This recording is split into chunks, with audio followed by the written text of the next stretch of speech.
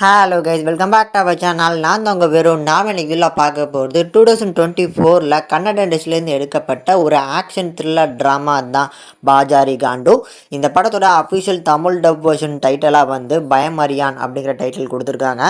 So இந்த படம் எப்படி இருக்குது அப்படின்னு தான் இதில் ரிவ்யூ பண்ண போகிறோம். ஸோ இந்த படத்தை பொறுத்தளவுக்கு கன்னட படத்தின் நடிகரான கிரண் ராஜ் அப்படிங்கிறவர் தான் இந்த படத்தை லீட் பண்ணியிருக்காரு. ஸோ இந்த படத்தோட கதை என்ன அப்படிங்கிறத ஃபஸ்ட்டு லைட்டாக அங்கே பார்த்துடலாம். படத்தில் நம்ம கிரண் ராஜ் பேர் வந்து ஆகாஷை பொறுத்தளவுக்கு சிட்டியில் வாழ்ந்த பையன். ஆனால் இப்போ வந்து கிராமத்தில் 100வது ஆண்டு செலிப்ரேஷன் போயிட்டுருக்கு. ஸோ அந்த கிராமத்தில் வந்து கொஞ்ச நாள் தங்க வந்திருக்காப்புல. வந்த இடத்துல அந்த கிராமத்தை சேர்ந்த ஜோதி அப்படிங்கிற ஒரு பெண்ணை பார்க்குறாரு. இதுக்கப்புறம் என்ன, நம்ம ஹீரோ வந்து பார்த்தீங்கன்னா துரத்தி அந்த பொண்ணை காதலிக்க. ஸோ அந்த பொண்ணு ஒரு கட்டத்தில் காதலிக்க, இப்படி வந்து போயிட்டு இருக்கு. ஆனால் ஆரம்பத்துலேருந்தே அந்த பெண்ணுக்கு வந்து ஒரு சில பிரச்சனைகள் இருக்குது அப்படிங்கிற மாதிரி காமிச்சிட்டே இருக்காங்க.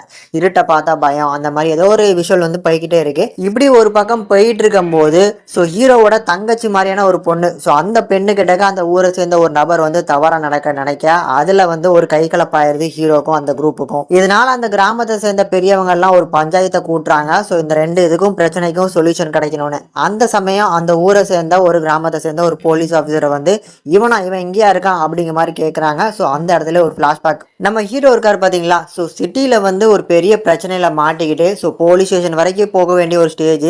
ஸோ அதுலேருந்து தப்பிச்சு தான் இங்கே வந்திருக்காப்புல. அது என்ன பிரச்சனை, அதுக்கும் இதுக்கும் என்ன சம்பந்தம், அண்ட் கூடுதலாக இந்த ஊர்லேயும் இந்த கிராமத்துலேயும் ஒரு சில பிரச்சனைகள் ஓடுது. அந்த பிரச்சனைகள்லாம் தாண்டி நம்ம ஹீரோயினை வந்து பார்த்தீங்கன்னா கைப்பிடிச்சாரா, அதாவது கல்யாணம் பண்ணாரா இல்லையாங்கிற மாதிரி இந்த படத்தை கொண்டு போயிருப்பாங்க. இப்போ இந்த படத்தை பொறுத்தளவுக்கு பாசித் அப்படிங்கிற ஒரு கன்னட திரைப்படத்தோட இயக்குனர் தான் இயக்கியிருக்காரு இந்த படத்தை. ஸோ இந்த படத்தை அவர் வந்து 2வது படமாக அவரோட படமாக எடுத்திருக்காரு. அண்ட் ஆக்சுவலாக இந்த படத்தை வந்து எந்த மாதிரியான கேட்டகரியில் எடுத்துக்கலாம் அப்படிங்கிறது தெரில. ஏன்னா ஆக்ஷன் சீக்வன்ஸ் அப்படின்னு வேணும் அப்படிங்கிறதுக்காக எழுதப்பட்ட மாதிரி தான் படத்தோட செகண்ட் ஹாஃபில் ஆக்ஷன் சீக்வன்ஸ் இருக்கும். ஃபர்ஸ்ட் ஹாஃப் ஃபுல்லாக வந்து ஒரு லவ் ட்ராமாவாக தான் இருக்கும். ஒரு வில்லேஜில் இருக்கக்கூடிய ஒரு பையனுக்கும் ஒரு பொண்ணுக்கும் இருக்கக்கூடிய காதல் அப்படிங்கிற மாதிரி தான் படத்தில் ரைட்டிங் இருக்கும். பட் படத்தில் வர அந்த ஃபர்ஸ்ட் ஹாஃப் போர்ஷனில் இருக்கக்கூடிய அந்த லவ் ட்ராமாலாம் பார்க்கும்போது பழைய நம்ம சிம்பு படம் இருக்குது பார்த்தீங்களா, குத்து, அந்த மாதிரியான லவ் ட்ராமா வந்து நிறையமாக அவர் தான் நடிப்பார். அந்த மாதிரியான ஒரு ட்ராக் தான் ஃபர்ஸ்ட் ஹாஃபில் ஃபீல் ஆச்சு. அதே மாதிரி கொண்டு போயிருந்தா கூட இந்த படம் பார்க்கறதுக்கு ஒரு நல்ல ஒரு ஃபீல் கிடையாது, ஒரு லவ் ட்ராமாவாக இருக்கும் அப்படிங்கிற ஒரு ஃபீல் கிடச்சிருக்கும். ஆனால் செகண்ட் ஹாஃபில் வந்து ரைட்டிங் சொதப்பி எங்கேயோ போய் திருப்பி கடைசி வந்து இங்கே வந்து இந்த மாதிரி போனது கண்டிப்பாக செகண்ட் ஹாஃப் பயங்கரமான ட்ராகிங். செகண்ட் ஹாஃப் எதுக்காக வச்சாங்க, ஏன் ஃபர்ஸ்ட் ஹாஃப்லேயே படத்தை முடிச்சிருந்தா கூட நல்லாயிருக்கும் அப்படிங்கிற ஒரு தாட் தான் கண்டிப்பாக ஃபீல் ஆகுது. ஆக்சுவலி படத்தோட ஃபர்ஸ்ட் ஹாஃப்மே வந்து ஒரு ரொட்டீன் டெம்ப்ளேட் தான். ஆனால் செகண்ட் ஹாஃபை கம்பேர் பண்ணும்போது ஃபர்ஸ்ட் ஹாஃப் பெட்டராக இருக்குது அப்படிங்கிற ஒரு ஃபீல் தான் கொடுக்கும். ஸோ படத்தோட ஸ்டார்டிங்லேயுமே வந்து பார்த்தீங்கன்னா ஹீரோக்கு பில்டப் கொடுக்குற மாதிரியான வசனங்கள்லாம் நிறைய எழுதியிருப்பாங்க. அதில் பிராண்டட் ஷாட் அப்படிங்கிறதுக்கு வந்து ஒரு வசனம் எழுதியிருப்பாங்க. அதில் என்னடா லாஜிக் இருக்குது, யாரா இந்த வசனத்தை எழுதுனாங்க அப்படிங்கிற ஒரு ஃபீல் கொடுக்கும். அது என்ன வசனம் அப்படின்னா, பிராண்டட் சட்டை அப்படிங்கிறது வந்து சட்டையில் இல்லையா, ஸோ ரத்தத்திலே இருக்கான். அது என்னடா, என்ன எப்படி சொல்ல வராங்க, என்ன கனெக்ட் பண்ணுறாங்க, எனக்கு உண்மையே புரியல. உங்களுக்காவது புரிஞ்சுது அப்படின்னா கண்டிப்பாக வந்து எனக்கு கமெண்டில் லீவ் பண்ணுங்கள். ஸோ இந்த மாதிரி தான் இருந்துச்சு இந்த படத்தோட தமிழ் டப்பிங்கும்.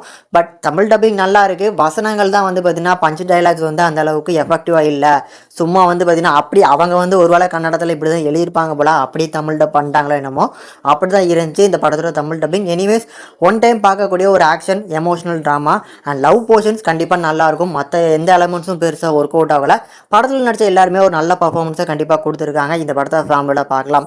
இந்த படத்துக்கு நம்ம சேனல் ரேட்டிங்கை பார்க்கும்போது 5க்கு 2 வரைக்கும் ரேஷியோ கொடுத்துருக்கும். ஒரு ஆவரேஜான ட்ராமா, முடிஞ்சால் வேணால் ட்ரை பண்ணி பாருங்கள்.